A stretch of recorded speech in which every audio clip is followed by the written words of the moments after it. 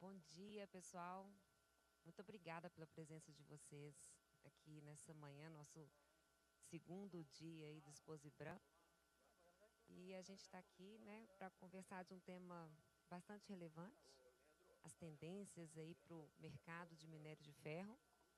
Eu sou a Ana Sanches, eu sou a CEO da Anglo América no Brasil e também a presidente do Conselho Diretor do IBRAM. E eu estou aqui comigo com colegas que irão se apresentar agora mesmo. Então, já vou começar passando a palavra para eles se apresentarem e falarem um pouquinho aí dos diferentes indústrias e das empresas nas quais eles estão aqui representando. Vamos começar com você, então, Eduardo. Bom dia. Muito obrigada por estar aqui conosco. Bom dia a todos. Um prazer aqui. Eu queria agradecer o convite do IBRAM participar dessa discussão de um importante momento aí do minério de ferro. Meu nome é Eduardo Ledchan, CEO da Bamin. Jaime. Bom dia a todos. Também gostaria de agradecer ao IBRAM por essa oportunidade, estar compartilhando a nossa visão do Porto Sudeste do Brasil e da mineração Morro do Ipê, que atualmente eu sou o CEO dessas duas empresas, sobre o futuro do mercado de ferro, principalmente das nossas produções advindas aqui do quadrilátero ferrífero. Obrigado pela oportunidade. Bom dia, pessoal. Eu sou Arthur. Obrigado pelo IBRAM também pelo convite. Eu venho aqui em nome da Wood Mackenzie apresentar um pouquinho sobre as perspectivas da casa para o mercado de minério de ferro. Muito obrigada, gente. Então, a gente vai começar com você, Arthur. E sabendo, né, que o Brasil é um dos principais produtores globais de minério de ferro. A gente tem a presença aí, né, no quadrilátero ferrífero, a gente tem no Serra do Carajás, Maciço do Urucum, Mato Grosso do Sul e mais recentemente aí a presença aí na Bahia. E a gente tem visto, né, um incremento aí da produção desse minério em larga escala. E as perspectivas de curto e médio prazo que a gente tem visto aí para o minério, para o aço, para os metais básicos, estão, às vezes, trazendo algum sentimento, né, não tão positivo. Mas a gente gostaria de escutar de você, né, qual que é o papel do Brasil como player e como o desempenho do mercado do aço impacta o minério de ferro. Né? Qual que é a expectativa que vocês estão vendo, então, para o curto e longo prazo e como que está sendo visto, do ponto de vista de vocês, toda essa volatilidade de preço? Comenta um pouco para a gente, então, por favor, Arthur. Legal, Ana, obrigado. Eu trouxe uns slides para explorar esse tema, né? Se vocês puderem passar para o próximo slide, porque eu coloquei numa ordem para a gente tentar... Pode passar para o próximo slide, por favor? Quem está contando?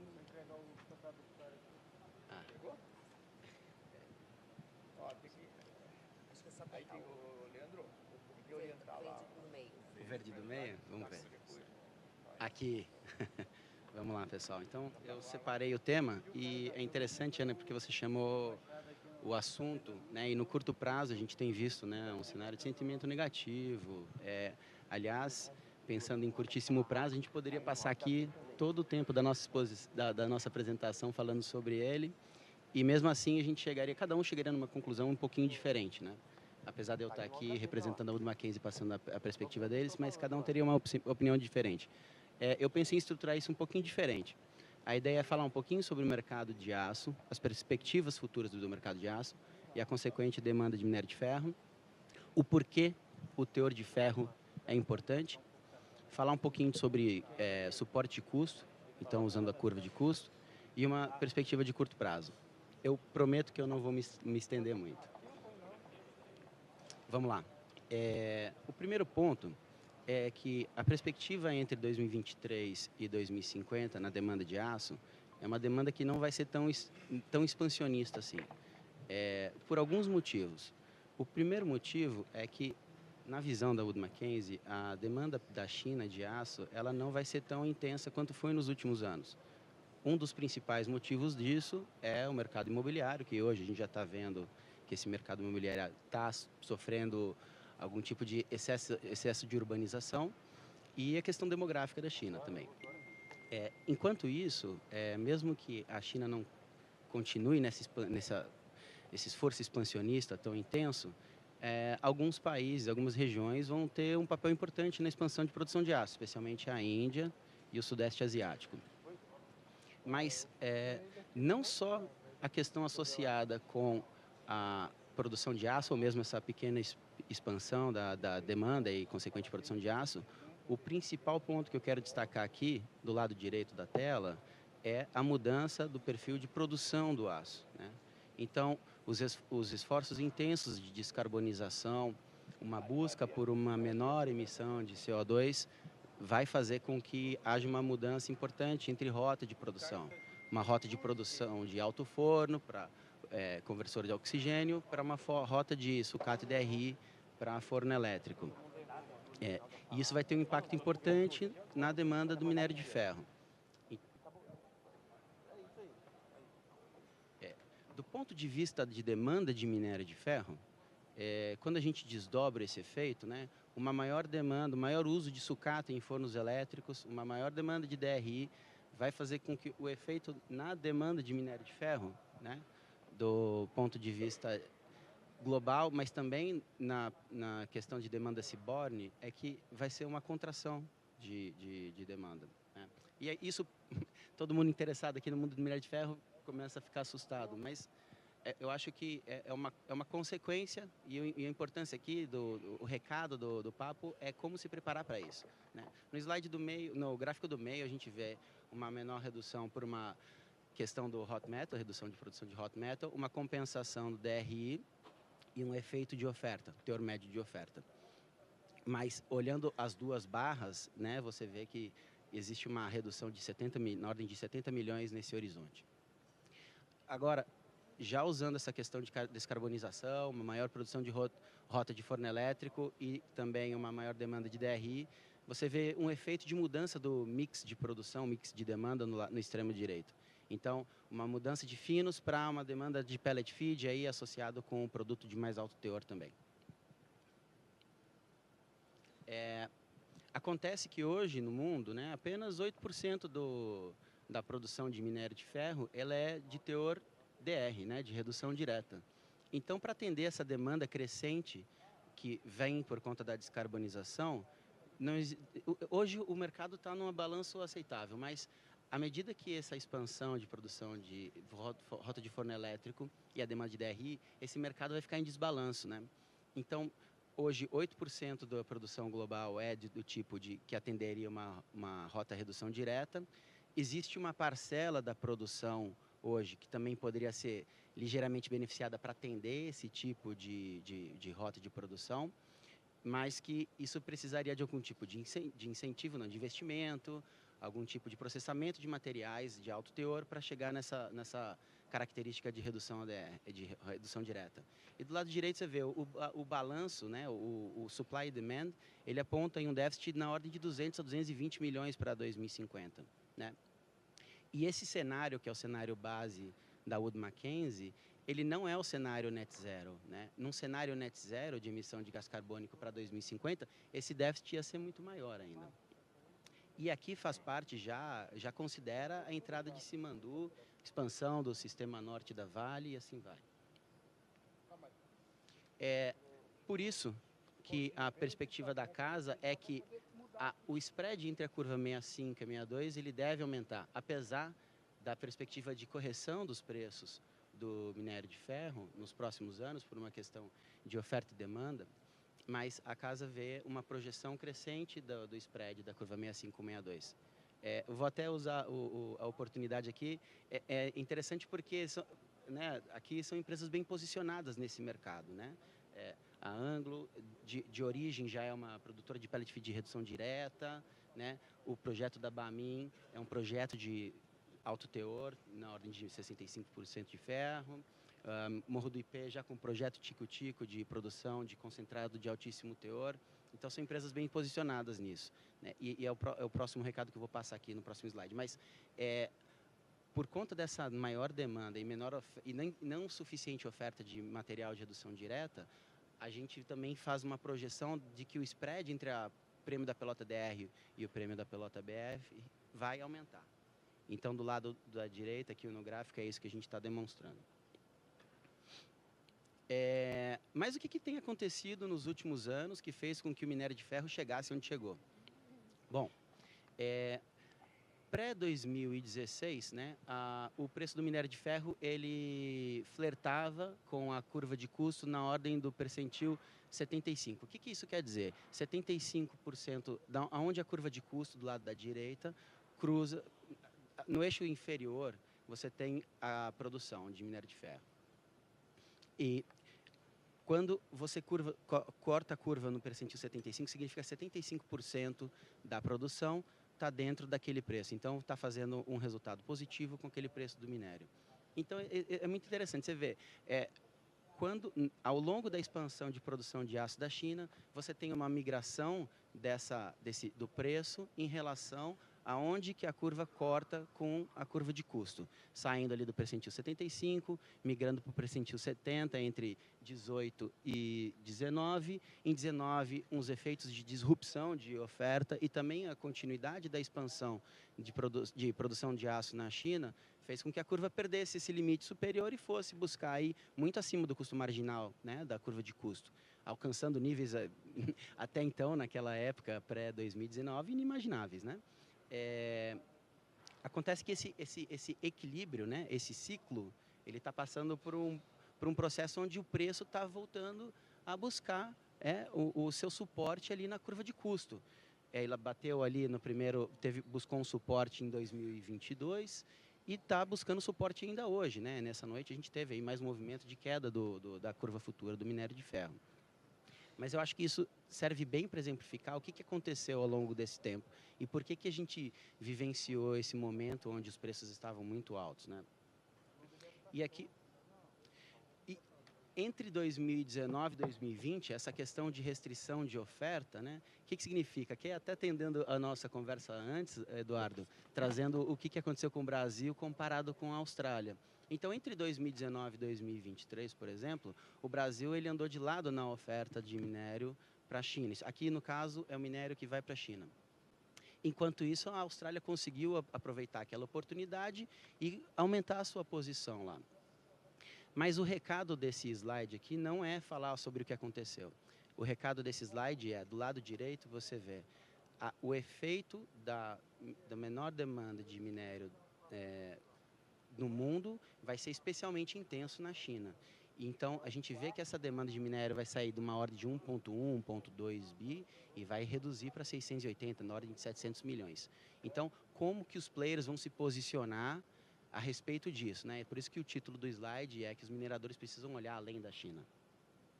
E aqui, na extrema direita, é interessante ver também uma menor participação da Austrália, andando de lado o Brasil na posição na China, mas também uma maior presença da Guiné. Ok, e no curtíssimo prazo, o que está acontecendo, né? No curtíssimo prazo, a gente tem visto, né, esse sentimento excessivamente negativo que a Ana falou, né? Estou tentando endereçar a sua pergunta, Ana, mas esse sentimento excessivamente negativo na China, o mercado imobiliário não está conseguindo emplacar, né, ou reemplacar, puxando a economia chinesa junto dele. Os investimentos em infraestrutura não estão recebendo a quantidade de investimento que deveriam receber para poder compensar essa menor intensidade do mercado imobiliário. Então, isso está refletindo, por exemplo, na taxa de utilização dos altos fornos, na taxa de utilização dos fornos elétricos e até mesmo na produção de aço, né, na China nesse ano, que está contraindo de maneira substancial comparado com o ano passado. Por conta disso, com a China tendo um posicionamento não tão expansionista nesse ano e possivelmente isso deve perdurar nos próximos anos. O mercado imobiliário vai receber um tipo de suporte, mas ele não vai ser tão intenso quanto era nos anos que a gente já passou. A infraestrutura vai receber uma atenção não tão intensa quanto foi nos últimos anos. Então, a urbanização da China, de certa forma, está em um estado muito melhor do que estava no passado. Então, isso deve servir como um estímulo, não contrário, mas um estímulo de não sustentação do preço do minério de ferro em níveis como ele foi nos últimos anos. Em compensação, por exemplo, mas e a Índia, né? A Índia vai ter um plano de expansão de produção siderúrgica muito intenso. Acontece que a Índia também é muito rica em reservas de minério de ferro, né? Então, essa oferta de minério seaborne que antes ia para a China, ela vai ter algum desafio de conseguir entrada na Índia, né? Vai ter alguma entrada, em algum momento eles vão ter uma deficiência, tem problemas de regulação política lá, é muito alto e baixo com relação à produção ou mesmo a regra de produção de minério de ferro por lá. Mas mesmo assim, a perspectiva é que esse preço vai flertar com a curva de custo e buscar por um nível mais parecido com o que era um mercado sobreofertado. Então, que seja no percentil 90 da curva de custo ou até mesmo no percentil 75.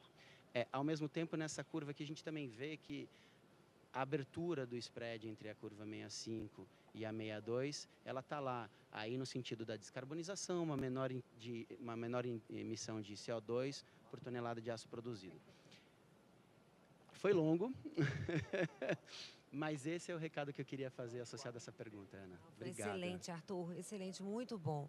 E acho que está cada vez mais nítido, né? Que o que a gente pode esperar muitas coisas é muito difícil prever, mas uma coisa que a gente pode esperar é uma crescente demanda por minérios de alto teor, né, pelo nosso produto aí, né, de redução direta, que sem dúvida, né, Anglo América no Brasil é um produto carro-chefe nosso.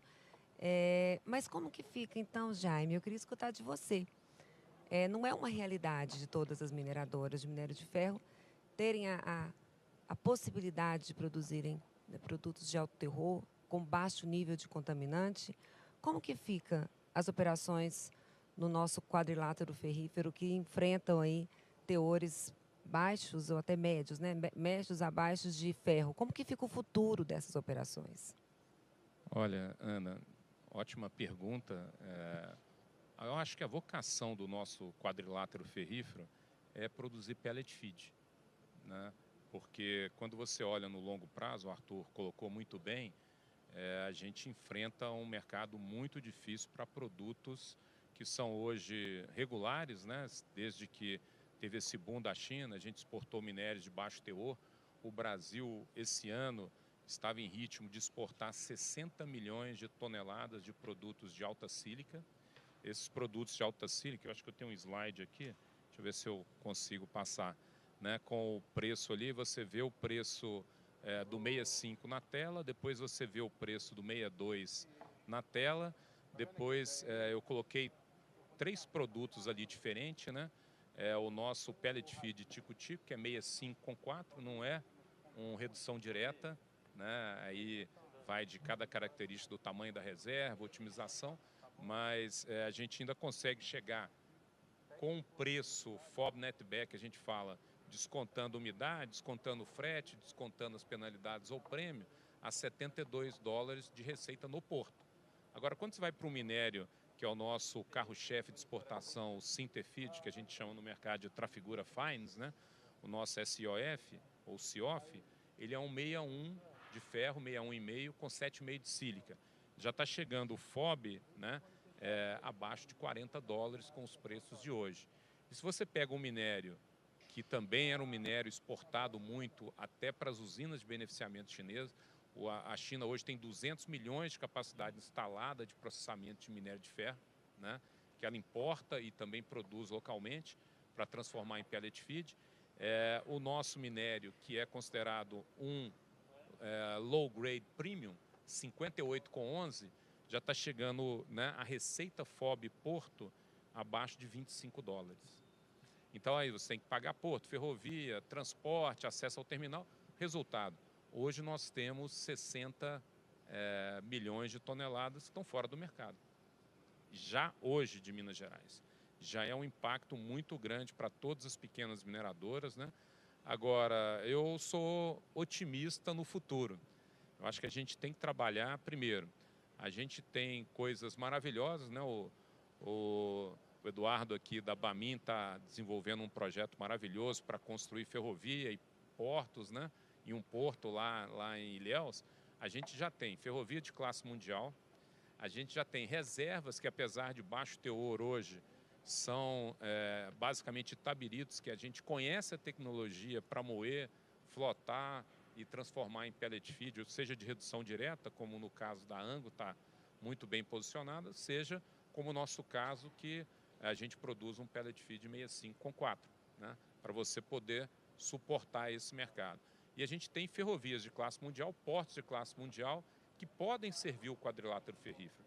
Eu acho que a gente devia pensar estrategicamente, eu fico brincando que a gente tem que fazer as shortliners de pellet feed, de pipeline, para chegar nas ferrovias, colocar filtragem lá, tirar os caminhões da estrada, aumentar a nossa competitividade, porque quando você olha o Canadá, estava até discutindo isso com o Arthur, o Canadá transformou-se num produtor, né, que compete com minérios seus aí de alto teor e tudo, só que o custo deles é muito mais alto que o nosso.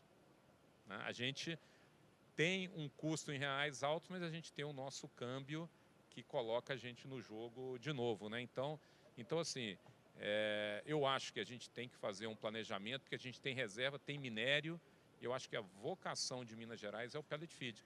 A gente fez isso no passado no projeto da Ferros, está fazendo o Tico-Tico, a ArcelorMittal está fazendo lá na Serra Azul também, e eu acho que é o futuro. E o próximo é o da Musa, né? Eu acho que todo mundo vai ter que caminhar para sobreviver. Obrigada, Jaime. Eu também sou uma otimista. E eu acho que num cenário como esse é onde vem ainda mais forte a necessidade de inovação, de desenvolvimento tecnológico, de excelência nos processos, porque são pequenas diferenças somadas que vão abrir as portas aí para nossa competitividade e para a gente manter o nosso papel tão relevante no mercado. Mas não deixa de ser um cenário desafiador para investimentos, né? E acaba tirando muito do que a gente mais gosta no mundo dos negócios, que é a previsibilidade. E aí eu queria escutar de você, Eduardo. Como que vocês estão aí, né, considerando os planos de expansão da Bamin, né, e os desafios logísticos associados aí ao transporte de minério de ferro? Como que vocês estão se posicionando para aumentar a competitividade diante de todo esse cenário? E quais são as suas estratégias para mitigar os riscos logísticos, especialmente com relação ao Porto Sul e Fiol? Obrigado, Ana. A vantagem competitiva que a Bamin tem hoje está na qualidade. Né? Então, hoje a gente começou uma operação, há 2 anos, uma operação pequena para dar uma exposição ao mercado de um produto com 65,5%, com 2%, um concentrado que vai chegar a 68%, com menos de 2%, né? E a receptividade no mercado excelente. Só que essa logística, hoje, ela é inviável, né? Então, a gente operou 2 anos, onde a gente conseguiu reduzir o nosso pré-strip a 1/3, mas com essa volatilidade de preço, é impossível manter essa operação de pequena escala. A estratégia de ir para escala de 26,5 milhões, ela depende da Fiol. Então, nós hoje somos detentores de uma concessão que integra o porto em Ilhéus à mina em Caetité, são 537 quilômetros, 70% concluído. E tem o desafio do porto, que é um porto aí para chegar a 40 milhões, com uma expectativa da gente entrar em produção no início de 2028. A estratégia que a gente coloca hoje é focado na qualidade, buscar sempre o mais baixo custo, né? Então, a combinação de baixo custo e qualidade. Somos extremamente confiantes aí que essa demanda de qualidade ela tende a crescer, como o Arthur mostrou hoje. Eu sou mais otimista ainda, viu, Arthur? Porque se você olhar do lado da oferta, as minas de minério de ferro, grande parte delas estão entrando em exaustão, né? Então, você precisa de ter uma substituição que ela é natural, ela vai acontecer. E o Brasil tem uma posição que de vários depósitos ainda de porte médio a grande a serem desenvolvidos, né? Com a logística integrada, você vai alavancar esses projetos, né? Só uma ideia aí, ao longo da ferrovia desses 537 quilômetros, tem mais de 12 projetos aí que vão se beneficiar. Então, eu acredito que a perspectiva que a gente vê, qualidade combinada com custo e uma logística integrada, ela vai posicionar o Brasil como um fornecedor de alta qualidade e, como você colocou, o mercado do Oriente Médio tem uma demanda grande, né? E eu vejo a China, uma hora, ela tem que começar a migrar dos fornos convencionais para os de redução direta, já que o discurso da descarbonização é uma pressão muito grande lá. Então, pegando agora o gancho nesse tema da descarbonização, né, a gente podia falar um pouco sobre isso. Queria escutar de vocês, Jaime, para começar, como que vocês estão aí adaptando a essas demandas de descarbonização, de sustentabilidade, como que esse tema está na agenda de vocês, na priorização do seu plano de negócios e quais são as principais estratégias que vocês estão adotando para reduzir aí a pegada de carbono. Queria escutar de você e depois de você também, Eduardo. Uma das iniciativas no Porto, né, Ana? Começar do Porto, então. No Porto Sudeste, a gente já aumentou o calado de 17,50 metros para 18,30 e agora a gente está num plano para chegar a 18,80, porque isso é tão importante para a descarbonização. A gente pega navios de classes maiores, a gente hoje já carrega navios de 250 mil toneladas, né, os famosos VOS-Max aí. Estamos querendo chegar a 280, né, com 18,80 de calado. Então, a gente está trabalhando nesse sentido. Obviamente, todas as outras iniciativas voltadas ao ISD a gente tem implantado no Porto, né, que também tem a pegada. Então, hoje a gente se beneficia no Brasil de ter 94% da energia renovável. Acho que é uma coisa que a gente tem que explorar mais. A gente explora pouco, não tem nenhum país no mundo com essa pegada de energia renovável igual o Brasil. Então, o Porto Sudeste, sobre esse aspecto, é um porto que está buscando, né, reduzir as emissões através dessas iniciativas, né, energia renovável e aumento de calado para navios maiores, menores emissões. Do lado da mineração, de novo, o caminho, eu acredito muito no caminho do minério de alto teor, né? Minério de alto teor, ele vai permitir essa descarbonização também na indústria siderúrgica.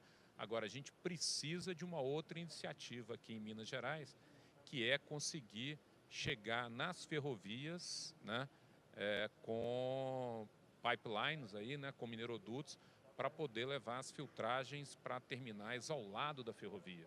Porque hoje esse é o nosso grande problema de emissão no quadrilátero, né?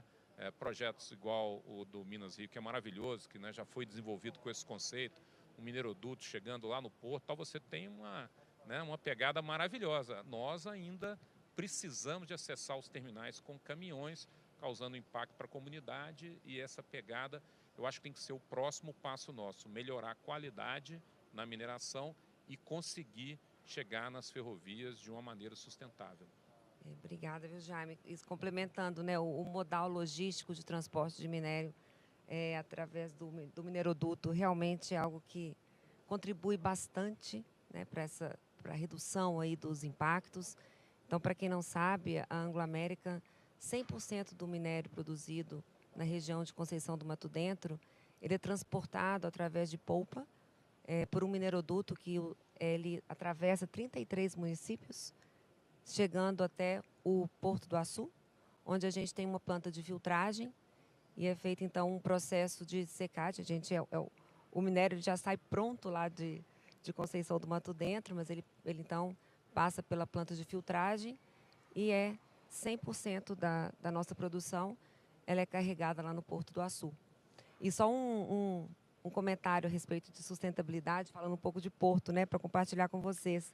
A gente tem algumas iniciativas bem interessantes de escopo 3 e a gente tem a frota de navios Umbutu. 5 dessas embarcações, elas utilizam GNL e como combustível, né? E elas já atracaram no Porto do Açu desde 2023. Então, é bacana, né? Acho que, segundo os nossos estudos lá, a gente vê a redução estimada de 35% nas emissões de gases de efeito estufa quando a gente compara com embarcações movidas a combustível marítimo convencional. Então, realmente, estamos todos aí, né, nessa contribuição. Além transporte de caminhão, né? No futuro próximo, a gente já vai ter uma ferrovia aí elétrica, né? A gente, com o pé no chão, vamos começar nessa escala, trabalhando aí com a ferrovia, mas já mirando aí uma transição para essa redução de emissão desde do nascimento do nosso produto. Hoje, o projeto está desenhado para ter um reaproveitamento de água de 92%. Né?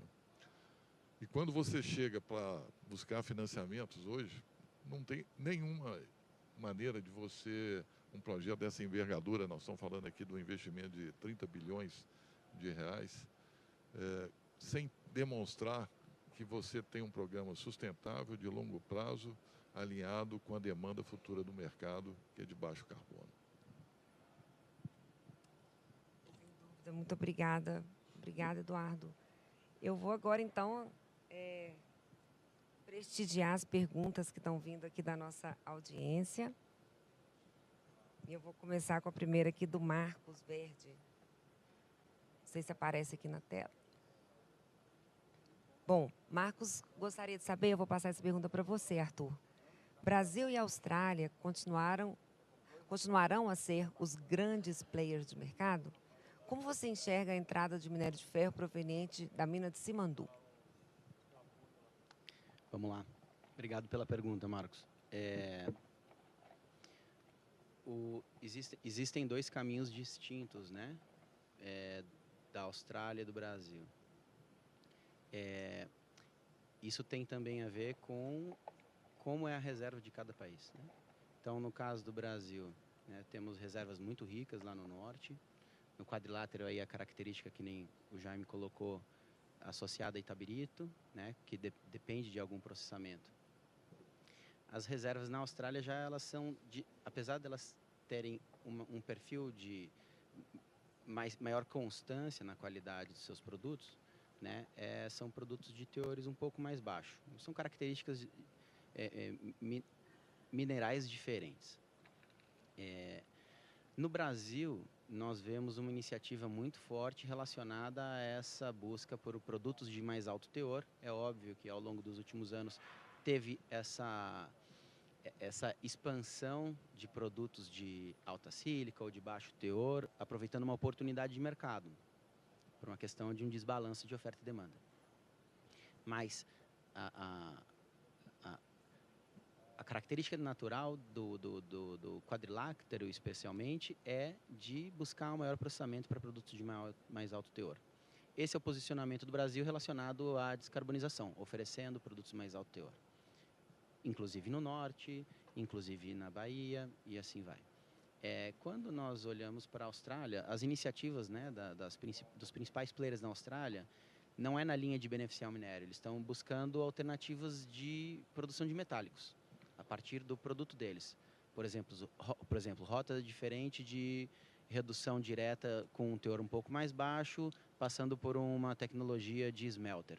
É um dos carros-chefe de uma das grandes mineradoras por lá. E parte daquele gráfico do lado direito que eu mostrei para vocês, da mudança da Austrália, né, do posicionamento de expansão ou contração na China, tem a ver com isso, né, uma maior oferta de metálicos também da Austrália. Então, são posicionamentos, né, voltando na pergunta, são posicionamentos diferentes de cada origem. Enquanto isso, né, Simandu é um projeto que está vindo. Ele vai entrar em ano que vem, no ano seguinte, vai iniciar com seu projeto com a exportação através de um processo de transshipment, parecido até. Outro dia eu estava brincando, tem um projeto na Austrália, Onslow, da Mineral Resources, que faz esse transshipment usando um porto para navios menores, depois faz o transshipment para um navio maior, ou até o mesmo pessoal da JF, que faz parecido lá no sul, né, do hemisfério sul aqui, das Américas. Mas é um projeto de grande porte que vai depender desse sistema diferente, né? Então, ali tem um grande desafio logístico. Mas Simandu vai entrar, né? Dentro daquela perspectiva que eu comentei ali, Simandu, ao longo do tempo, expande até 120 milhões de toneladas, né? Então, isso já está dentro, né, da visão desse desbalanço para a oferta de minérios de redução direta. E a Guiné, com esse material, o material de Simandu, num primeiro momento, ele não é um material de redução direta, ele é um material que atende às demandas de alto forno. Existem iniciativas para tentar beneficiar o minério de Simandu para níveis de redução direta. mas isso ainda não conseguiu ser provado como econômico ou que a mineralogia do material permite que esse tipo de processamento seja alcançado para materiais de redução direta. Inclusive, isso é tema aí de longas discussões, né? Opiniões favoráveis e opiniões contrárias, né? Então, o posicionamento de cada região é ligeiramente diferente. Inclusive, uma das opções que o pessoal do projeto Timandu tem é beneficiar esse minério na ponta, né? Eles estão comentando a respeito de um beneficiamento na China. E no modelo aqui também, até para vocês conseguirem entender, 65% da produção de Simandu está sendo direcionada para a China. Até por isso que tem aquela evolução lá para 100 milhões de toneladas. Mas voltando aqui, né, para nossa realidade, a realidade do Brasil, eu vejo a oportunidade dos mineradores se posicionando. É lógico, né, não adianta produzir um minério de altíssimo teor, de redução direta, 67 plus de ferro, e ter um custo muito alto, né? Aqueles mineradores que conseguirem se posicionar de uma maneira competitiva na curva de custo e conseguirem alcançar um nível de teor mais alto do que comparado com o que é hoje, esse é o caminho, né? Esse é o caminho para que o Brasil continue tendo sua posição, a sua relevância no mercado, inclusive no mercado ciborgue, né? E naturalmente o efeito da mudança, né, de expansão, uma menor expansão da China e a contração na produção de hot metal, expansão na China que eu digo na questão relacionada à demanda de aço, mas do ponto de vista de produção de hot metal, uma contração, o Brasil precisa ir nessa linha de melhorar o seu produto para se posicionar bem e talvez, né, buscar uma alternativa que não seja só essa intensa dependência da China, né? Essa rota de descarbonização, essa iniciativa de descarbonização, Ana, é legal. Tem outro ponto aqui, desculpa, gente, dá para ficar falando aqui um tempão, mas tem outro ponto que é a questão da idade dos altos fornos, né? E esse envelhecimento, ou a atual idade dos altos fornos, indica ali que entre 2030 e 2040, essa mudança de rota, ela vai ser quase que uma opção a um revamp dos altos fornos. Então, você vai ter a oportunidade de fazer uma mudança para forno elétrico, numa dinâmica que talvez a tecnologia ainda não está bem estabelecida, são inúmeros projetos vindo, mas essa decisão vai acontecer em breve, né? Então, a gente vai viver isso aí, talvez, nos próximos 5 ou 10 anos. Mas é como eu vejo o posicionamento do Brasil comparado com a Austrália. Não, obrigada, viu, Arthur? Eu acho que está muito claro aí que aumentar a competitividade é a chave do sucesso, na verdade, é a chave da sobrevivência, né? E aí eu queria escutar de você, Eduardo. Como que você vê, né, todo esse cenário e tudo isso? Como que você vê aí o segredo para realmente aumentar essa competitividade, equilibrar qualidade, equilibrar controle de custos e excelência aí operacional? Qual que é a sua visão? Como equilibrar tudo isso? Eu acredito que o sucesso aí no baixo custo está você ter o controle da logística da mina até o seu cliente final, né? Claro que tem um desafio aí do transporte transoceânico. A gente vive essa experiência hoje numa operação pequena, onde a gente é dependente de terceiros para transporte, né? E aí seu custo de logística sobe exponencialmente.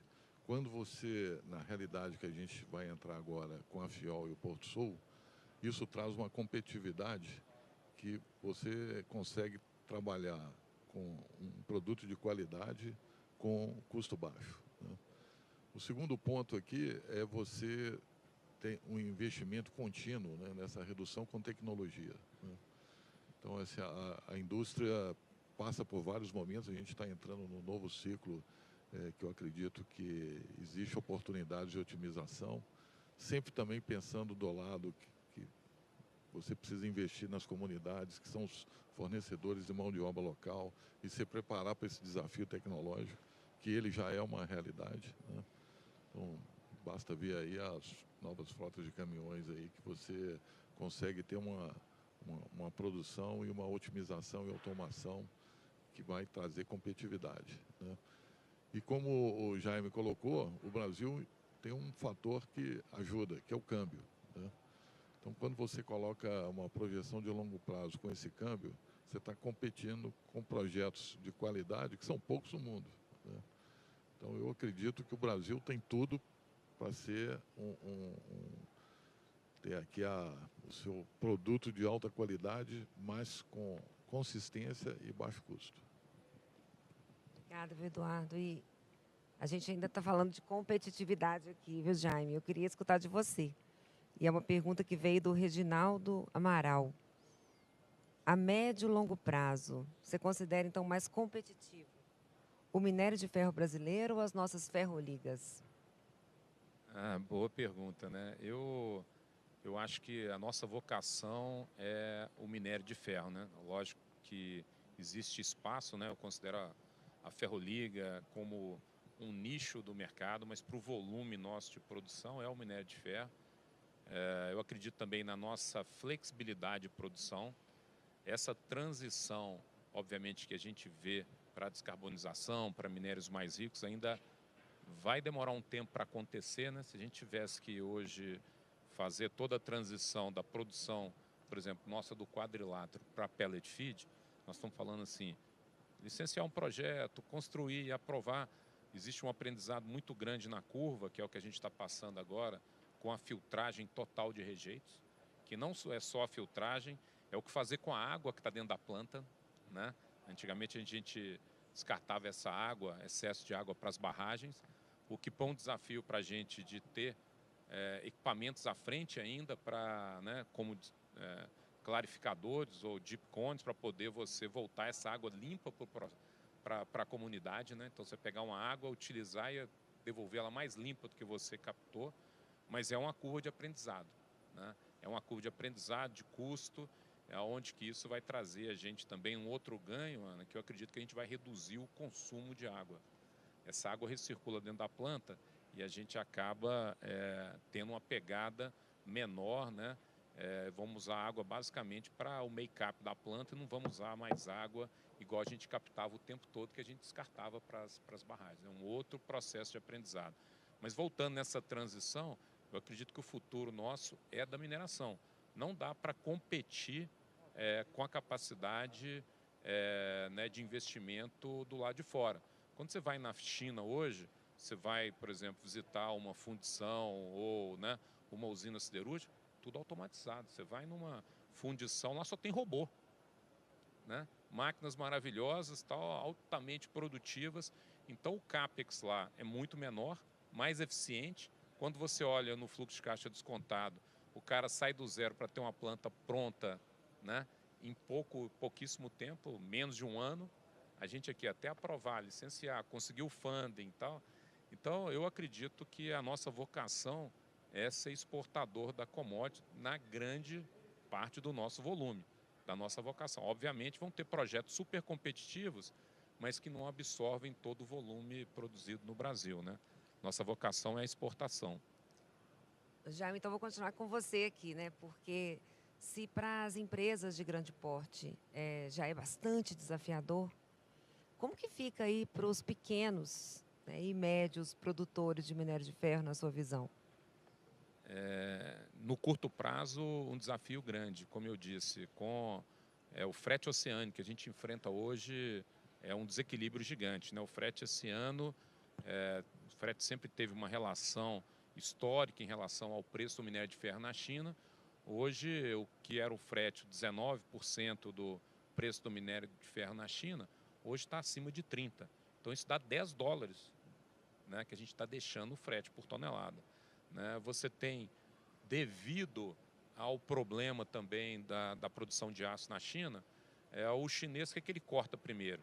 Ele vai cortar a sucata na aciaria, no BOF, né, que ele tem que reduzir custo, as usinas estão queimando caixa. Aí depois vai cortar o minério de alto teor, para reduzir custo e continuar produzindo. Todo mundo sabe o desafio que é parar um alto forno, né? Depois ele vai cortar o minério de mid-grade, né? O nosso 61,5 com 7,5 ou 62, vai cortar esse minério. E depois vai para o minério de alta sílica. Por quê? Porque ele precisa reduzir a produção de aço bruto, né? Hoje a China tem uma capacidade gigante, e é interessante ver a China, quando a gente fala, né? A gente está falando da crise do mercado imobiliário, Mas você já vê a China fazendo uma transição gigante para aços planos. É incrível a capacidade da China produtiva, né? Então, aquelas plantas que faziam só aços longos já estão virando para aços planos. O problema da China agora, da demanda, é que chegou a um nível de estoque absurdo de bobinas, né? Bobina quente, bobina fria. Os caras estão mega estocados. Agora, também, né, existe o que eu acredito aí, que é o que a gente vai viver no curto prazo, até para funding, para projetos, né? A China é exportadora de deflação, né? O mundo precisa da China.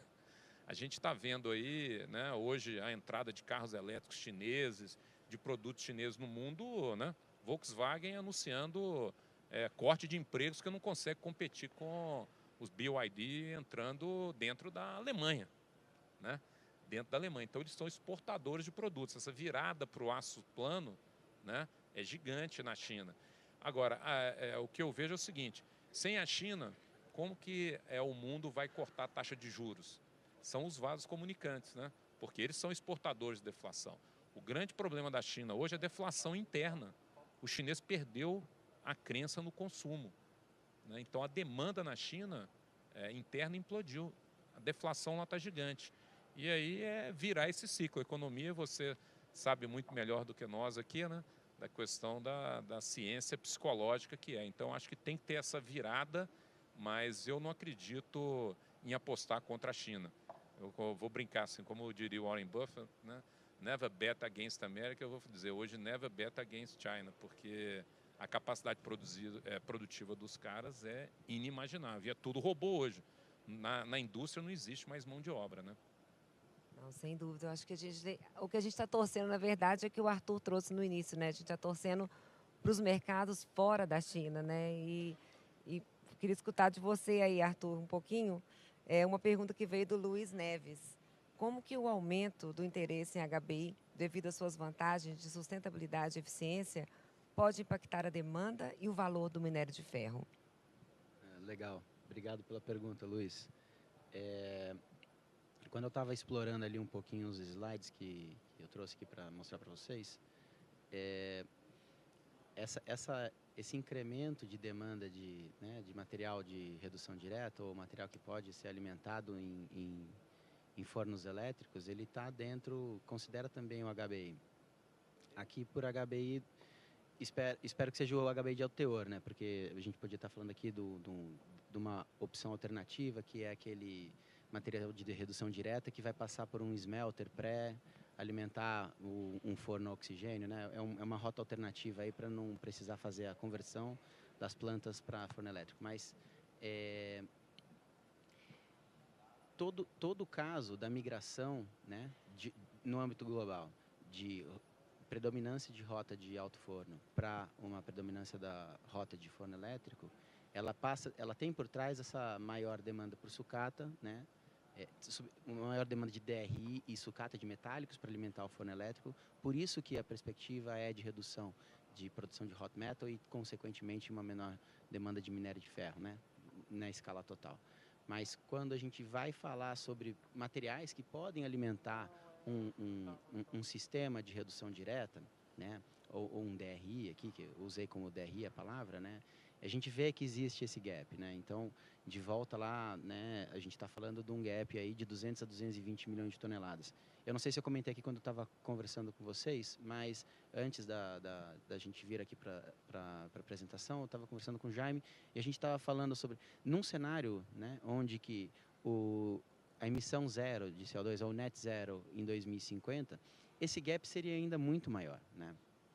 E mesmo que parte dos minérios que hoje vão entrar ou que vão entrar no futuro com expansão de produção, seja na Guiné, seja no sistema norte da Vale, estou falando aqui de grande escala, tá? Isso já considera aí expansão da Samarco, algum tipo de expansão aqui regional no quadrilátero, mas mesmo que esses minérios fossem convertidos para um minério de característica DR, num cenário net zero, o gap, né, entre oferta e demanda para minério de redução direta lá para 2050 é muito grande ainda. Então, isso tudo está ali dentro, né, do que foi conversado. E a consequência disso, né, aí continuando, me apropriando dos slides que estavam na tela, o aumento do gap entre o prêmio da pelota DR para a pelota BF, né? Isso está representado ali, naquele cenário, porque a pelota DR aí, no caso, é a que vai alimentar um sistema de redução direta para produzir o DRI barra HBI, para assim alimentar os fornos elétricos. Tem um ponto interessante aqui que eu não comentei durante a apresentação, mas acho que cabe colocar. Pode ser um tema que vai ser perguntado, mas a questão da sucata, né? A sucata, ela atende até certo ponto, né? Por uma questão de qualidade da sucata, né? Então, à medida que o tipo de aço demandado, por exemplo, para a indústria siderúrgica, ele aceita menos contaminantes na sucata ou no aço, né? E, consequentemente, a sucata tem que ser mais rica ainda, ou mais premium, ou mais selecionada ainda, né? E essa dinâmica de disponibilidade dessa sucata ainda não está lá, ou seja, ou mesmo uma sucata pesada. Aí você vê a disponibilidade de sucata na China ainda não é tão intensa por questão de idade dos ativos imobiliários, ou então até mesmo idade dos automóveis. Então, essa sucata não vai ser suficiente para atender a demanda que vai haver associada a essa migração de rota de alto forno para forno elétrico. E a demanda por material DR vem em consequência disso, né? Eu acho que é o grande, a parte interessante ali daquela análise, né? Da construção do modelo de oferta e demanda ali de material DR. Então, de volta aqui, eu acho que é uma questão de posicionamento competitivo, né? Relacionado a custo e relacionado a investimento em projetos de alto teor. Tem outro tema aqui, já vou até me apropriar de novo da nossa conversa pré aqui, a apresentação, a questão relacionada... não dá para todo mundo converter ao mesmo tempo. Não adianta. Vamos supor que aqui, a partir de hoje, todo mundo decide implantar projetos de altíssimo teor. Não tem como, né?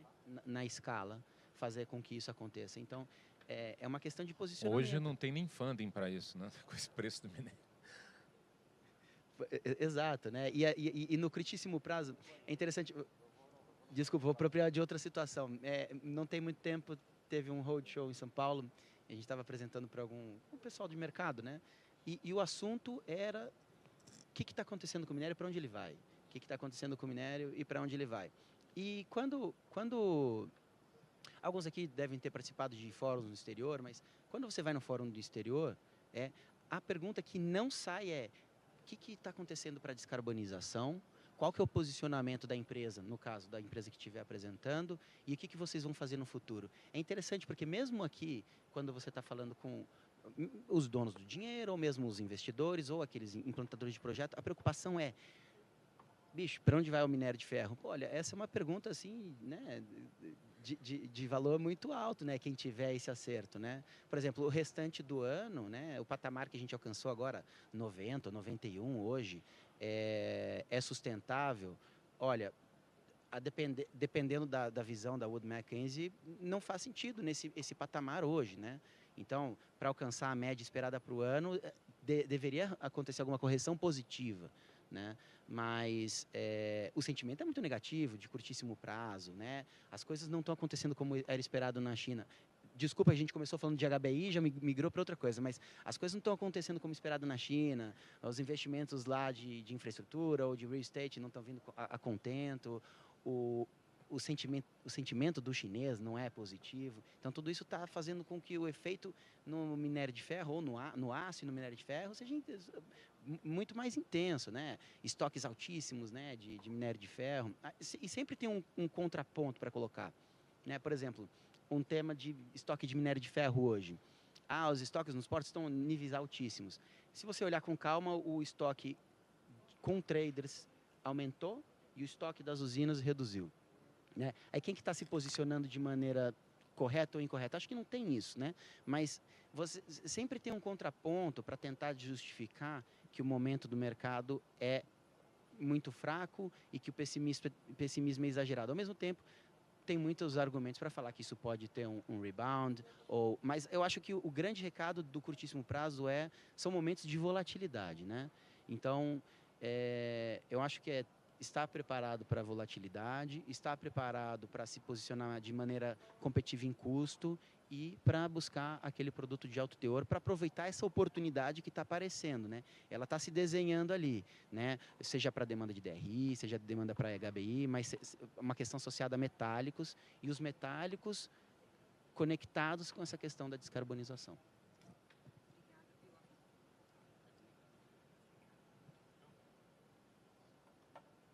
Obrigada, Arthur. A gente está falando muito de volatilidade, muito aí de várias incertezas, mas também de oportunidades. A gente está focando muito nas mineradoras em si, mas acho que o convite agora é a gente expandir para a cadeia dos nossos fornecedores de mineração, prestadores de serviço, que a gente sabe que tem vários aqui hoje, né? A gente conta com a presença maciça aí de toda essa cadeia aqui no Expo IBRAM. E veio uma pergunta para você, específica para você, Eduardo. Quais as dificuldades de fornecedores e prestadores de serviço na região do sul da Bahia, tendo em vista a baixa industrialização da região? É uma boa pergunta e eu estendo isso não só para a Bahia, mas para o país, né? Depois aí do Lava Jato, né, impactou diretamente as empresas na construção civil. Hoje a gente está vivendo um momento que não existem empresas com balanço e capacidade de nos ajudar a implantar aí uma ferrovia ou porto, né? Nós temos aí 37 pacotes no mercado e os feedbacks que nós estamos recebendo são consórcios que precisam se agrupar, trazendo ao mesmo tempo tecnologia, buscando aí o fornecedor local e buscando alguém com musculatura para ajudar aí no funding, já que esses financiamentos que a gente tem hoje tem um nível de exigência e tem um vendor list muito rigoroso, né? Então, para as empresas locais, eu acredito que a melhor maneira é a gente buscar parcerias junto com empresas de médio porte, né? Hoje a gente trabalha com 70% da mão de obra local, né? A gente precisa aumentar esse percentual. Para isso, a gente precisa investir em formação de mão de obra e precisa de ter essa parceria com as empresas que têm capacidade de investir e tecnologia, né? Então, eu acho que a experiência que a gente tem na Bahia, nós estamos falando aqui de um projeto que vai chegar aí a 15 mil pessoas no período da construção, né, no pico dela. Não tem como não trabalhar com os fornecedores locais, né? E isso é hoje um dos valores que a gente trabalha e que a gente precisa buscar uma solução junto aí com as parcerias que eu acredito que vão ser consórcios, onde a gente vai combinar fornecedor local, tecnologia e conhecimento na construção. Obrigada, viu, Eduardo? Concordo plenamente com você. Acho que não tem futuro, né, para a mineração se a gente não trabalhar de mãos dadas aí com as comunidades locais, desenvolvendo, abrindo as portas e trazendo para dentro, né? E expandindo aí cada vez mais esse horizonte, pensando em verticalização. Qual que é a sua visão? Veio uma pergunta também desse tema. Vou passar para você, Jaime. Essa pergunta veio do Diego Almeida. Existem perspectivas nacionais para verticalizar a produção de ferro-liga, vista a nossa matriz energética mais verde? E existe bônus nessa pegada verde? Qual que é a sua visão? Não, eu acho que sempre existe espaço para verticalizar, mas, de novo, eu acho que a verticalização no Brasil é um nicho, né? Não é uma coisa de grande escala. O Brasil, a gente tradicionalmente, vou pegar o exemplo da indústria siderúrgica, né? Para dar o exemplo, que é assim, ficou muito atrás na capacidade de execução de novos projetos de capital, né? Vamos pegar a indústria siderúrgica, eu lembro, né? Eu estava em outra empresa quando a gente começou a fazer projetos em 2000, né? Então há 24 anos atrás, né? Pensando em trazer novas siderúrgicas para o Brasil. Desse crescimento previsto no Brasil naquela época, existiam 36 milhões de capacidade estudada, nós trouxemos praticamente só a Ternium, que está lá hoje, que era um projeto que era para custar 3 bi, custou 10, mudou de dono 2 vezes. Enquanto isso, a China, naquela época, tinha 100 milhões de capacidade instalada. Hoje tem mais de 1 bilhão e 100 milhões de toneladas de capacidade. Enquanto nós crescemos, né, praticamente zero nesse período, a China entregou vamos falar de Minas Gerais, né, Usiminas por mês, todos os meses, nos últimos 20 anos de capacidade de crescimento. Então, assim, verticalizar no Brasil, a gente tem desafios né, regulatórios, desafios de custo de capital, taxação do CAPEX. Nós somos um país que até hoje taxa o investimento, né?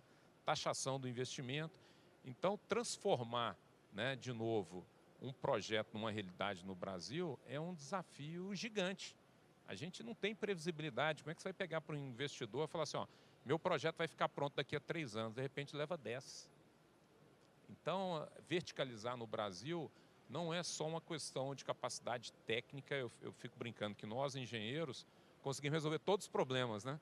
Mas na hora de você executar, aí para no regulatório, para no funding, para né, na taxação, para, né, na execução, e aí um fluxo de caixa que era para ficar já dando retorno em 3 anos, vai dar retorno em 10, 15, né? Hoje o próprio projeto, se me permite comentar, o projeto Seus é um sucesso absoluto hoje.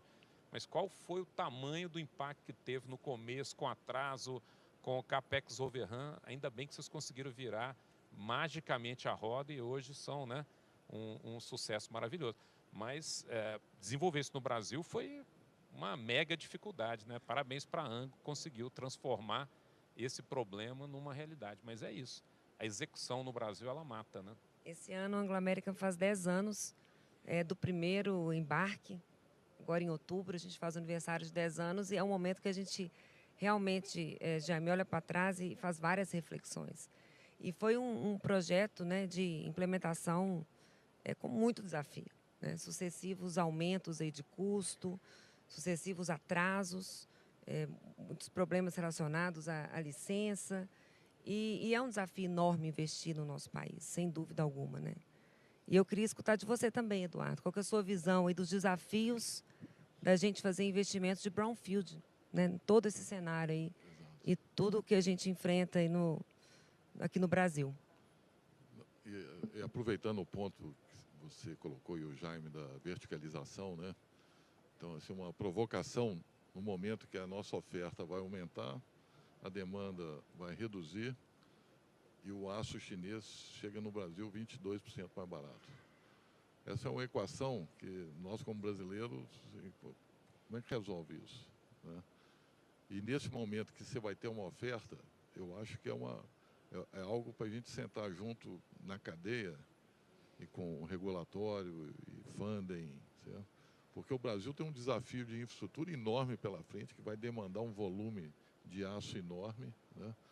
Pensa só no número de ferrovias aí que está no pipeline para ser construído, portos, etc. E a oportunidade na nossa frente hoje, né? E não conseguimos ser competitivos com o nosso aço, né? Então, eu acho que é algo para a gente refletir o que a gente pode fazer para mudar esse jogo, né? E voltando aí para o ponto que eu acho que é importante, Ana, que você comentou aí dos desafios do brownfield, né?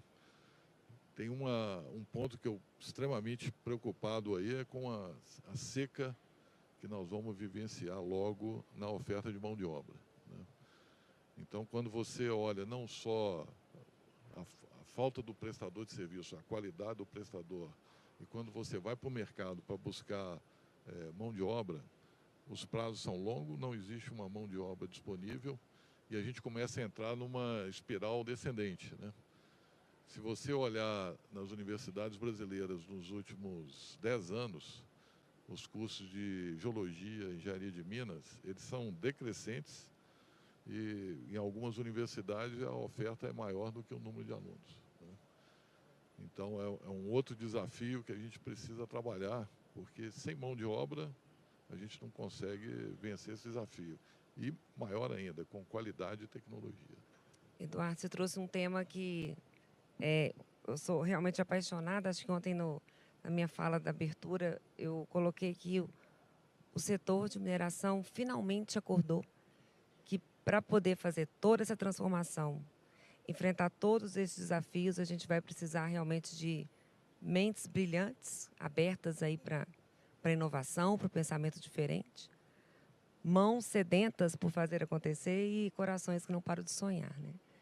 Então, como achar essas pessoas? E com isso eu vou trazer uma pergunta bem oportuna que veio de um estudante de engenharia de Minas. E eu acho que a gente, como líderes da mineração, eu acho que a gente tem o papel, né, de inspirar as gerações que estão vindo, para que elas tenham vontade de trabalhar na mineração e para que elas tenham vontade de participar dessa jornada, para que quando a gente olha para o futuro, a gente consiga vislumbrar um futuro da mineração realmente muito melhor, que a gente seja muito mais bem compreendido e que a gente consiga destravar todas essas alavancas aí de potencial de crescimento e que a gente coloque, né, o nosso setor no cenário mundial, no nível de competitividade que ele merece, com todas as oportunidades que a Mãe Natureza nos presenteou aí nesse Brasil tão abundante de recursos, né? Mas com isso, então, o nosso estudante de Engenharia de Minas, ele fez uma pergunta. É o Daniel Silva Dutra, ele cursa o curso de Engenharia de Minas na UFMG, e ele perguntou, ele gostaria de saber qual que é o nosso papel e como nos adequar enquanto estudantes dentro das perspectivas citadas. Daniel, muito obrigada pela sua pergunta. Jaime, gostaria de começar? Grande pergunta, Daniel. Primeira coisa é conectar com o propósito, né? Eu brinco assim, eu tiro meus óculos e falo assim, olha, tudo que não é plantado é minerado, né? Então, meus óculos não foi plantado, ele veio da mineração. Então, a mineração impacta a vida de todas as pessoas. Reconhecer esse propósito da mineração, trabalhar com a mineração sustentável é o que nós, líderes, temos que fazer, né? Tanto na mineração Morro do Ipê como no Porto Sudeste, nós somos adeptos do capitalismo consciente. Hoje, no Porto Sudeste, 70% do nosso time está ali dentro da região de Itaguaí, dentro da nossa área de influência. Aqui na mineração Morro do Ipê, considerando Igarapé, Brumadinho, né, Betim, a gente tem 65% da mão de obra local, transformando as comunidades. Então, eu diria que, como um estudante de mineração, eu defenderia esse propósito, né? Que até o que é plantado precisa de água, energia, né? Fertilizantes que vêm da mineração e maquinário. Para a gente ter uma noção, a maior estação de tratamento de água do mundo, né? Que é Baixo Guandu, no Rio de Janeiro, atende 10 milhões de pessoas com água tratada, que foi recentemente concedida, né? Ela usa 170 toneladas por dia de minerais e produtos minerais para abastecer a população. E ninguém sabe disso, né? Como é que chega nas casas, como é que... Então, a minha resposta seria o seguinte: acreditem no propósito da mineração, porque tudo que não é plantado é minerado. Nós temos que defender isso todos os dias, porque a sociedade acha que tudo hoje brota espontaneamente, né? E o nosso papel é fundamental. Nós temos que ter orgulho daquilo que a gente faz. Quando a gente tiver orgulho, reconhecer esse propósito, pessoas vão se engajar junto com a gente para transformar o país através da mineração. E um setor, né, Jaime, que está tão vinculado e dedicado nas soluções dos grandes problemas globais. Então, não sei se todo mundo sabe, mas sem os fertilizantes, a gente não conseguiria alimentar menos da metade, né, da população do mundo. Então, quando a gente pensa que um dos grandes problemas globais é alimentar, né, toda a população, como viver sem os fertilizantes? Então, são tantos temas que a gente pode trazer e como que a mineração pode fazer diferença. Mas é acreditar que é essa mineração responsável e sustentável e que cumpre, né, com seus deveres. Mas e você, Eduardo? Queria te escutar um pouquinho aí como inspirar e atrair esses jovens talentos para essa jornada de transformação conosco aí na mineração. Esse eu acho que é um grande desafio e é algo que eu acredito que a pergunta do Daniel veio super a calhar aí. Quem está hoje na graduação olha para frente e pensa, para onde eu vou, né? E qual é a visão holística que você fez durante a sua graduação para você se capacitar e buscar essas alternativas, olhando para frente, onde a mineração é um veículo de crescimento e desenvolvimento num país que tem um potencial que algumas regiões aí nós estamos só arranhando a superfície, né? Hoje, se você comparar a distribuição geográfica das áreas com potencial de mineração no Brasil, é igual ao que tem na Austrália, é igual ao que tem no Canadá. E hoje o Brasil, quantas minas subterrâneas a gente tem? Você conta numa mão, né? E o potencial para destravar isso é o investimento de tecnologia com pessoas que têm olhos que não só da parte técnica, mas olhando a parte de sustentabilidade, de formação, de tecnologia. E uma palavra-chave assim, tem que gostar de gente, certo? Ninguém faz nada sozinho. Então, Daniel, uma sugestão, você tenta buscar, existe várias oportunidades que as universidades oferecem de ampliar aí o seu canal de conhecimento em áreas que vão te colocar esse propósito que o Jaime colocou, que vai muito além aí do Carrefour que você vai fazer no final do mês, certo? Isso vai te dar um prazer que não tem retorno maior do que esse. Obrigada, Eduardo. E agora é com você, Arthur. Passa uma palavra aí para a gente, então, de uma boa esperança aí do que vem pela frente. A gente está chegando ao final aí do nosso painel. O que a gente mais gostaria de ter era uma bola de cristal, mas a gente não tendo, né? Então, diante de tudo que a gente conversou e de todo esse cenário de volatilidade, de incerteza, né, todas essas questões de pressões regulatórias, todos os desafios que a gente enfrenta, conta para a gente aí na sua visão. Quais são as principais oportunidades de crescimento? E onde que você vê que as empresas devem focar seus investimentos aí no futuro? Obrigado, Ana. Bom, começando por uma visão de curtíssimo prazo, né, para esse fim de ano e para o ano que vem, a expectativa, acho que de todos, né, de ter uma consolidação do que vai acontecer relacionado à China, especialmente, né? Eu acho que esse é a grande interrogação, né? O que vai acontecer nesse restante do ano? Quais serão os movimentos de curtíssimo prazo? Né? A gente está em vésperas de Mid-Autumn Festival lá, tem o National Day ali para começar no início de outubro. Então, tipicamente são momentos de um consumo, um pico de consumo de aço, né? A China saindo do verão, entrando nesse pico de consumo agora em final de agosto, início de setembro, coisas que nós ainda não vimos acontecer nesse ano, né? Por inúmeros motivos, né? Entre eles alguns que a gente já conversou aqui. Eu acho que o desafio do momento não é saber para onde vai o preço, é tentar sair desse sentimento negativo, né? E a discussão do que vai ser o preço, né? Ela é longa e talvez infindável. Aqueles produtores que estiverem bem posicionados, né? Seja de um ponto de vista de busca de alto teor, né? Mas especialmente, né, de contenção de custos. Contenção de custos não significa downsizing, né?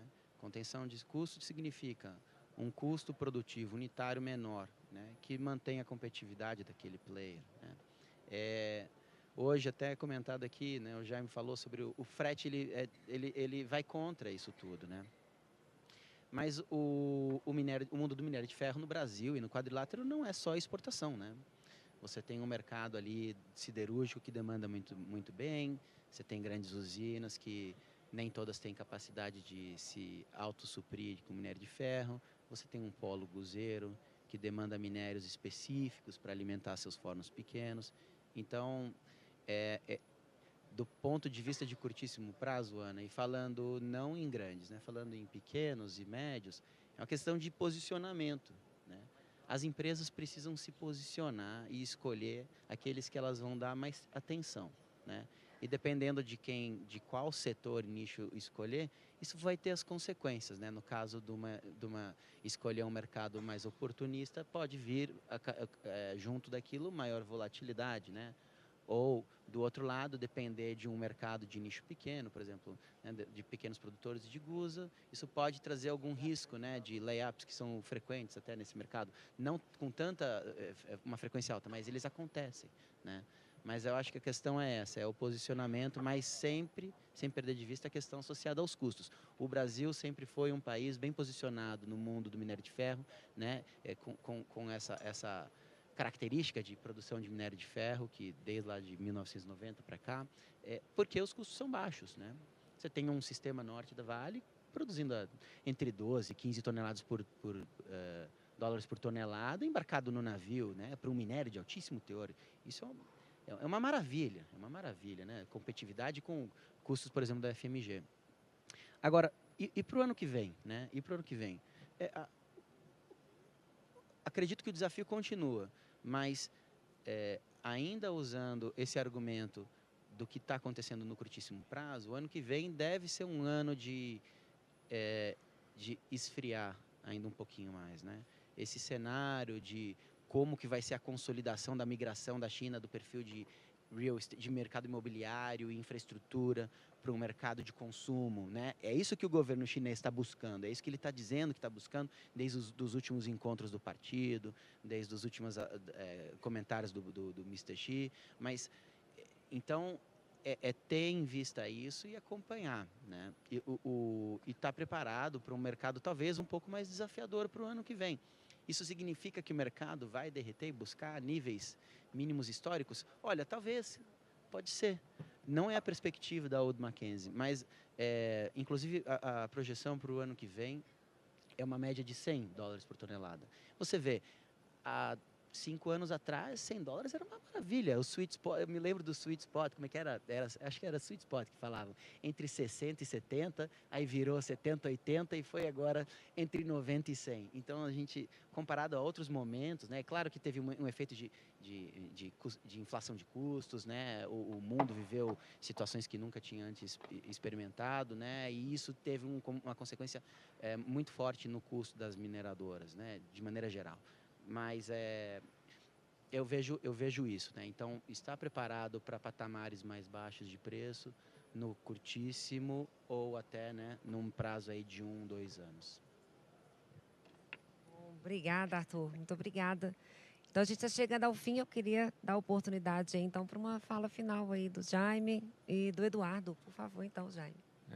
Eu queria, né, dizer que nesse momento de tanta incerteza, eu gosto de falar o seguinte: a melhor defesa para o preço alto no longo prazo é o preço baixo no presente, porque, né, acaba impactando a oferta, né, e impacto da oferta faz que a curva se corrija. Então, né, eu continuo pensando assim, né? Eu vejo que hoje os 90 são os antigos 40, né? O novo 40 dólares e já chegou no fundo do poço, porque precisa de uma recuperação. E essa recuperação vai vir pelo corte da oferta, pela redução dos investimentos, né? E essa curva se ajusta. Esse é o nosso ciclo.